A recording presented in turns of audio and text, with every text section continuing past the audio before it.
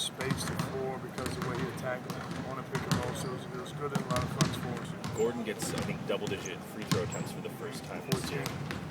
Is that something you were on him about? Yeah, or? well, I thought that, we wanted him to be able to attack and be able to get free throws. We think Alec is another guy that should be able to attack and put pressure on the basket so we can get to the free throw line. And Gordon did a good job last night, and luckily for us, he made 12 of the 14 that he got. So we need to capitalize. We've been getting to the free throw line, not making the shots. At the beginning of the game, we struggled a little bit, but in the fourth quarter, I think we managed one. How limited was your offense? It looked like a couple times that he was kind of looking and ran, but it still ran pretty well. It was a little limited, but you can't blame him for it. That's just where we are with him, and I thought he did a great job with what we had, and I called a play or two, not realizing that he was on the floor, didn't go through it, so we had to walk him through it on the floor, and I thought the guys did a great job of helping him out, and he did a good job getting to the spot and making some great passes. We ran a auto, and he dropped the ball in the board for a post up that we hadn't gone through yet. And it was just a great feeling for us to see him being able to pick things up on the fly like that and make him help us execute. How do you walk a guy through something on the floor like that? Talking, he was right. Well, our offense was right in front. That's why we have offense right in front of the bench, so you can tell him right then that he was astute enough to be able to handle the ball, get into the spot, and make the play from there.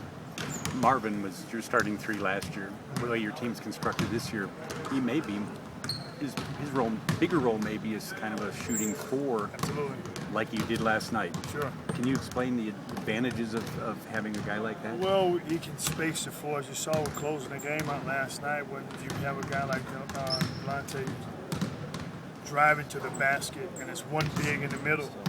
Now, the opposite big is you typically going to try and go to the basket. Big guy is just a taught. Once the ball turns to go to the basket, they always go down to the basket, so it's going to be a lot of nimble on the weak side, so Marvin can space the floor. He can make the three-point shot. He can make passes to the corner. So it gives us some space and allow perimeter guys to be able to tackle him more. Did you like the way he played? That was obviously his best game since he got back. He's getting more and more, as he gets more and more healthy and feel good about his body and assured that he's okay, and he's getting better every time out. He'll play better, and I thought he did a great job last night for us. You made the lineup change in the second half last night. Is that something you're looking for in the future? We'll look at it. We'll see. John missed some shots, but Alec was playing a little better, and we want to get take some more minutes in there. So he's bigger. He can see things over the top. So we'll see how things go. He still have a lot to learn with us, and we're going to try and expand the offense a little bit. Teams are going to lock in on running a couple different plays. So we'll see if we can get him a little broader today and tomorrow. See where we go. Coach John Stockton's coming back to talk about his quote. I think a lot of people know what he was like as a player, but what was he like as a person? Oh, great guy, great competitor, competed in everything, wanted to be first, and that's what made him who he is on the floor, who he was on the floor. He just did whatever, wanted to be the best at whatever he did, and didn't talk a lot about it. He just went out and did his work. Were you surprised he wrote a book when he initially? No, I think there was a lot of interest in who he is and how he became the person and the player that he ended up being.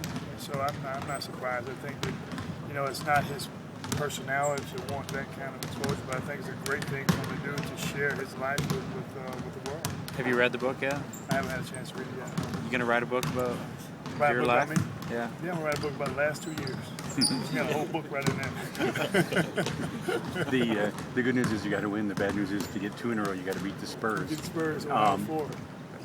What can you say about them that hasn't always been said? It's like the old Jazz teams, frankly. There's nothing that they haven't seen. They've been together so long. They know who they are. Everybody in the league know who they are, and they're just great at who they are and how they play. So in order to beat them, you have to do everything extremely well. You have to do it for 48 minutes, and you have to do it on both ends of the floor. So you have to make sure it doesn't really matter where they're playing. They're going to be who they are, and so you have to make sure you match their intensity. Are they a little like the old Jazz? As early as like 1993, people were saying, well, the Jazz are done, and Stockton's lost a step, and they go to 4 conference finals in 5 years after that. Yeah. It's amazing in this league when you get veteran guys who know each other, who know how to play, without winning, And they have a system in place that's been there for so long, and it's a comfort level. They know whatever's going on the floor, how to expand their runs, how to cut other teams' run, and how to make runs of their own when they're not having a good span, a good series of plays going. They know where to go to get what they're looking for, and if they don't in one particular night, they know it's not going to be long before they get back. What do you take from last night's win?